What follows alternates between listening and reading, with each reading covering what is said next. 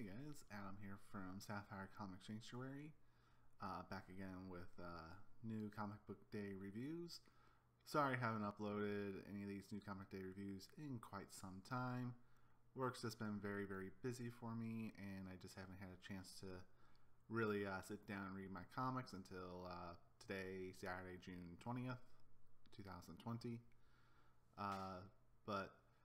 Thanks for bearing with me, and thank you to all my new subscribers. In the last month or so, I've gone from 26 subscribers to 33 subscribers, which is awesome. So I was starting to see these videos take some traction, and I think I finally found my niche in the comic book arena of YouTube videos. Trying a new format today. I'm going with my webcam and mic setup that I use for Twitch streaming occasionally, but I hope you like the quality, and I'll work to improve it as we go on. Anyways guys, very light week for me this week, not too many books, so let's go ahead and get started. Alright, first book up is Wind by James Tynion IV, with art by Michael Dialny. I don't know how to pronounce his last name. This book is a very thick book. It's about 50 pages long, and it is a very unique book that James Tynion has been advertising often on his Twitter and in his newsletter. And this is Wind #1. Originally slated to be a graphic novel, but now it's become a comic book series. I don't know if it's a mini series or just a couple of books, or it's going to be an ongoing series like Something is Killing the Children. The main theory about this book is Pipetown, where the story takes place, does not like magic folk or any form of magic whatsoever, and Wind, who does have some magical ability, has to keep it hidden from the people of Pipetown as to not get captured, because that is what would happen. But I found that I actually kind of enjoyed this book. It was a very unique book, and a couple of subtle things in there. We see a developing conflict between two families for the throne, and learning more about what this world is going to be like. Just doing some basic world building, what have you. Definitely going to give this a try. First book was interesting, not the greatest, but this is something different from James Tynion's Something is Killing the Children and his Batman run. But I kind of like it, so this is going on the sub list. Wind #1 from Boom Studios. Alright, next up is Wonder Woman number 757. This time we are finishing up the Four Horsemen story arc, and I think we are actually slowly approaching Steve Orlando's conclusion to this run. And the nice thing about this book is it was a decent conclusion that leads nicely into the next story arc that relates back to this story arc, which I find pretty interesting.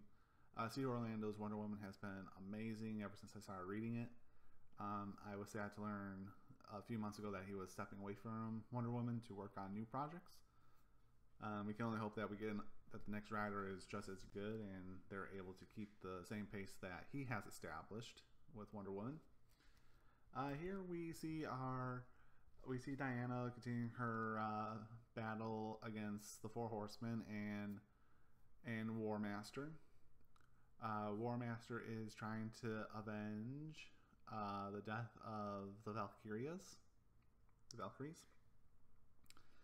and it was a very interesting conclusion with some good backstory, which is always nice to have. You get a little bit of that history taste, and not just, hey, I'm out for revenge, I want to do this to get this. But there was a good story here, and a nice wraparound back to the original conflict between the Valkyries and the Amazons from way before Diana's time. I liked it. Pretty good book.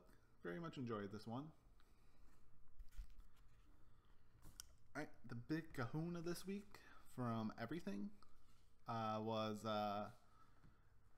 DC Death Metal by Scott Snyder with art by Greg Capullo. Death Metal #1. I got this nice Art Germ Wonder Woman cover as well because it was such a light week. So I decided to pick up the Art Germ cover along, and of course I got the main cover, which is very foily. You can actually see that in the screen. That's pretty nice. Look at how it reflects. You got the wings behind Wonder Woman. You got Supes. You got Batman.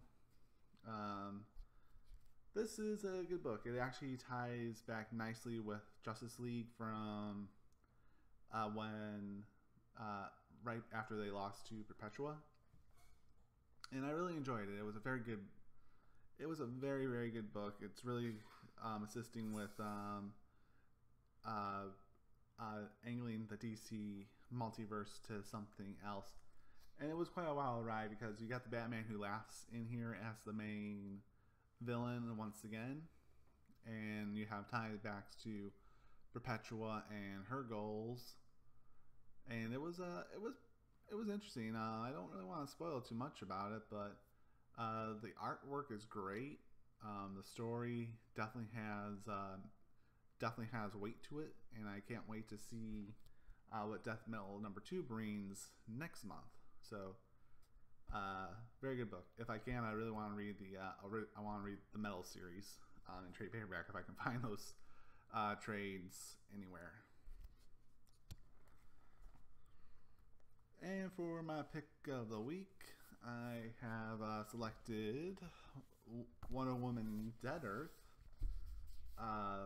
book 3 of 4. Here we learn the story of why the Earth is dead and desolate and why the Amazons are ugly looking monsters. And also we learn more about Diana's role in this overarching universe, which was very interesting and had a lot to say.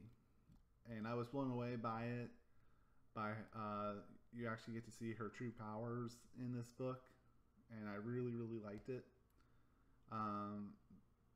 There's a lot I could say about this book, but I would be spoiling it.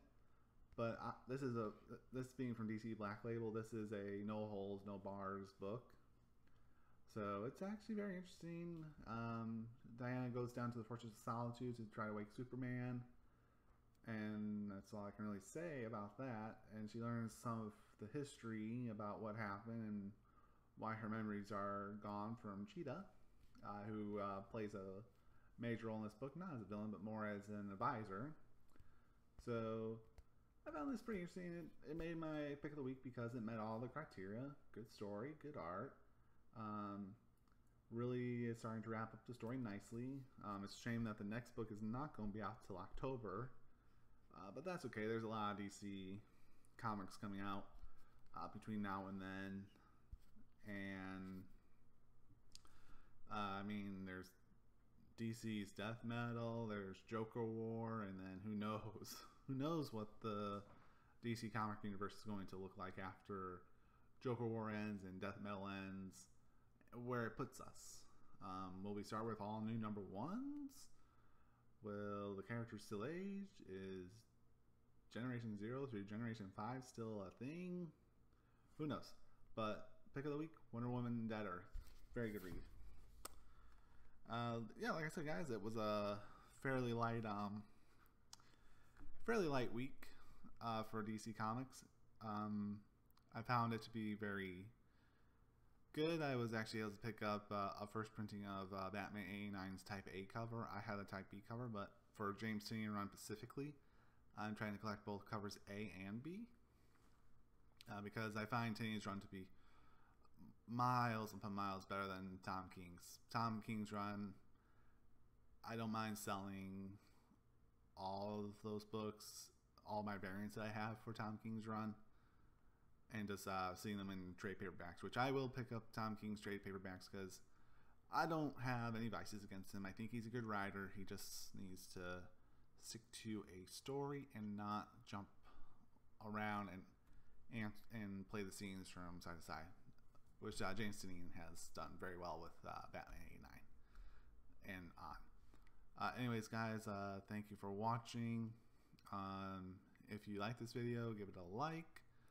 If you like the new format, let me know. I'll continue using it. If you don't, I'll go back to my cell phone, and eventually I'll get a nice little studio set up later this year. But we will see. And thank you guys again for watching, and thank you to all my new subscribers. Feel free to hit the subscribe button if you want to watch more content from me. If you want to be first, you know, we got that bell notification in the upper right hand corner. And if you dislike it, alright, you can hit that dislike button. Just provide some constructive criticism below. Alright, thank you guys for watching, and you all have a good weekend. Talk to you later. Bye-bye.